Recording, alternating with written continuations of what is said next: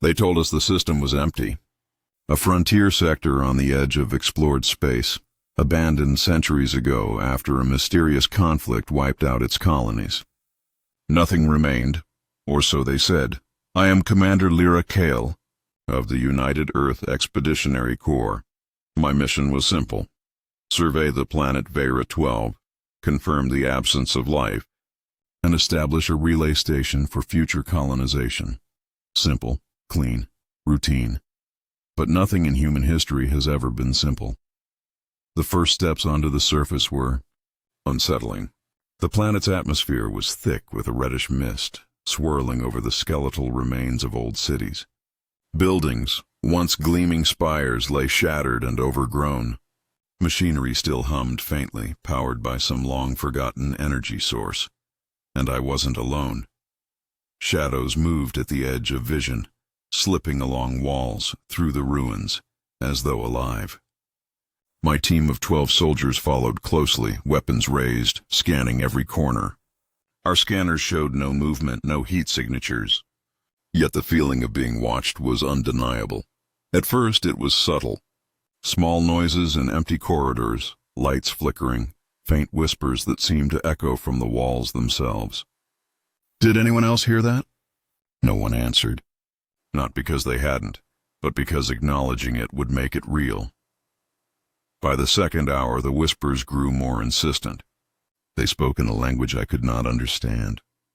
Yet I felt them, names, fears, memories I had not shared. Every member of my team began to feel it. Anxiety, paranoia, a sense that we were being tested. And then came the first disappearance.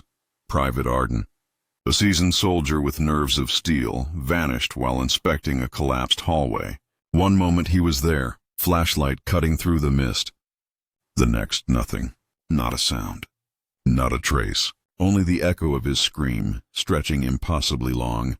The fog thickened. Shadows multiplied. Figures appeared briefly, humanoid, but wrong. Limbs elongated, movements unnatural, faces twisted yet vaguely human. Eyes glowed faintly in the mist. They never attacked, not immediately. But their presence alone was enough to freeze blood and mind alike.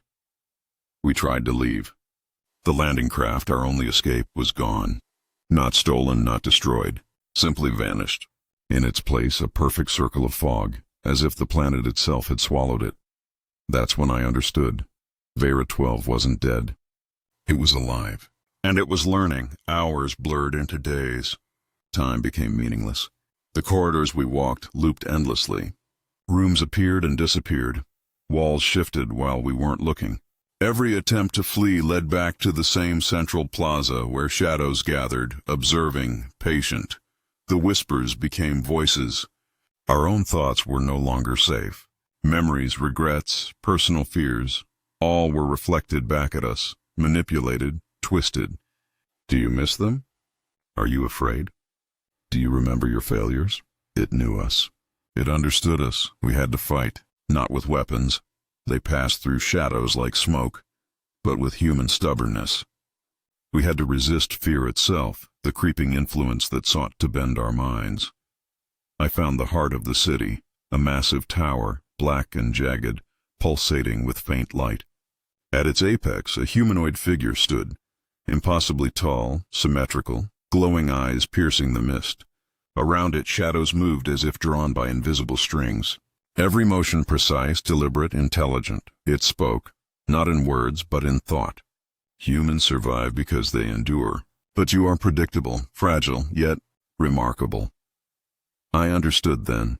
The entity had recreated itself in human form, perfected in knowledge and awareness, designed to test us.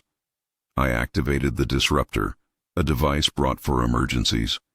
Energy surged through the tower, scattering shadows, dissolving the figure into mist. Yet the fog remained. The whispers persisted. The planet was patient. It would wait. It would learn. And it would return. We survived. Barely. Scattered, traumatized, changed. Yet we endured, because humans do not yield. Even when faced with intelligence that can bend reality, twist perception, and feed on fear, we endure. And somewhere within the mist, I know it is watching, learning, waiting. We were explorers, humans, survivors, and the frontier is never truly silent. I thought we had survived. I thought that escaping the Black Tower, the shadows, and the entity that haunted Vera 12 meant we were free. I was wrong. The frontier is patient. It does not forgive. It does not forget. The mist still clung to everything, thick and unyielding, curling around the ruins like living fingers. Every step I took, I felt it probing, learning. Even the ground beneath my boots seemed aware of my presence, shifting subtly, as if guiding me toward something I could not yet comprehend.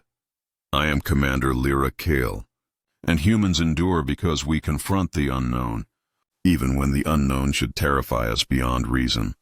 I moved cautiously, flashlight piercing the reddish fog, scanning the ruins for survivors. My team had been scattered, some taken, some lost to madness. But I couldn't stop. The distress signals remained faint, pulsing, mocking, calling me forward. The structures before me were warped beyond recognition. Hallways that should have been straight bent like rivers, doors opening to empty nothingness, rooms that appeared and disappeared as I walked. The shadows had learned to anticipate movement. Every glance, every breath, every heartbeat was known to them before I acted. I began to hear voices again, not whispers at the edge of hearing. This time they were inside my mind, speaking in my own tone, echoing my fears and memories. You are alone. You cannot survive. Do you even remember them? I clenched my jaw and pressed forward. Humans survive because fear is never enough to stop us. It can bend us. It can break us. But it cannot extinguish the drive to endure. Hours passed. Or maybe days. Time is meaningless here. Every hallway twisted endlessly. Every door led me back to the same central plaza. The entity was teaching me, testing me, measuring my responses. It wanted to know how far human stubbornness could reach. And then I saw it. Another figure, taller, symmetrical, impossibly perfect. Its eyes glowed blue in the fog. Shadows flowed around it like a living tide, pulsating with intelligence. This was not just a reflection of the entity. This was its pinnacle creation, the mirror of humanity, perfected in design, patient and aware. You survived before, it said, not in sound but in thought. You will survive again. But what will you become in the process? I realized then that survival alone was no longer enough. I had to adapt, outthink, outlast, outlive the intelligence that had consumed so many before me. I activated the disruptor, the device I had brought as a last resort. Energy surged in waves, scattering shadows, shaking the ruins. The humanoid figure shimmered, twisted, and vanished, but the fog did not lift. The whispers did not cease. Vera 12 itself was alive, patient, waiting. I ran through corridors collapsing behind me, floors cracking beneath my feet, fog swirling with malice. I emerged onto the surface. The horizon burned with distant fires, the ruins stretching endlessly. I was alone, yet I knew this was not the end. The entity had learned. It would wait. It would observe. It would return, and it would know more, anticipate better, be ready for the next human who dared to challenge it. Humans endure because we persist when all logic says we cannot. We adapt, we survive. I am Commander Lyra Kale, and though Vera 12 has scarred me, changed me, I endure. And somewhere, in the mist and shadows, I know it is waiting, learning, watching. The frontier is never silent. And I am never safe. I should have stopped. I should have turned back the moment the mist thickened, the moment the whispers began again. But humans do not stop. We persist. We endure. Even when the unknown stretches before us like an endless living nightmare. I am Commander Lyra Kale, and I have walked too far to turn back. The ruins of Vera 12 stretch endlessly, half-buried cities curling into the fog, buildings broken and jagged, the remnants of a civilization that vanished under circumstances we were never meant to understand. And yet, the planet is alive. It watches, it thinks, it waits. The fog shifted as I moved. Shadows, humanoid yet impossibly wrong, glided at the edge of my vision. I could feel their awareness pressing against my mind, probing my thoughts, my memories, my fears. Every instinct screamed that I should flee, yet I pressed forward. The signal had changed. Instead of a simple pulsing, it had become irregular, deliberate, as though beckoning me deeper into the heart of the abandoned colony. Every step I took toward it felt like walking into the jaws of some patient predator. And perhaps I was. The corridors twisted unnaturally. Doors led to rooms that I could not have entered before. Ceilings lowered, then rose. Shadows lengthened and shortened at impossible rates. I understood then that Vera 12 itself was not just alive, it was sentient. And I was an experiment, a challenge, a specimen. I encountered the first survivor since my initial team's demise, Lieutenant Mara Solis. She emerged from the fog, eyes wide with terror, trembling, murmuring in disbelief. You're alive?" I nodded, though words felt hollow. She had seen what I had seen. Shapes moving impossibly, whispers in the corridors, the fog pressing against sanity itself. She told me that others had tried to leave, tried to resist, but the planet did not allow it.